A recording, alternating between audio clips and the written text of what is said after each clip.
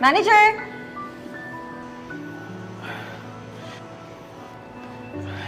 Yes po, ma'am. Ano pong problema? Itong waiter nyo, nag-serve pa naman ng pagkain na may buhok.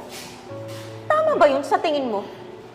Gusto ko, ibawas nyo yan sa sahod niya. O kaya tanggalin nyo yan sa trabaho.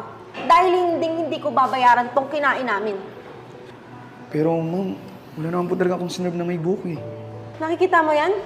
Sinisisi pa ako na kasalanan ko. Ano, lalagyan ko yung pagkain ko ng dumi? Tanga ka talaga eh, no? Humanda ka talaga. Papakulong kita. Ma'am, wag naman po ma'am. Wala naman po akong ginawang masama. Ma'am, ganito na lang po. I-settle na lang po natin ng maayos to. Kumalma lang po kayo, ma'am. I-check ko lang po yung CCTV para makita po natin kung ano po talaga yung nangyari. Bakit i-check pa?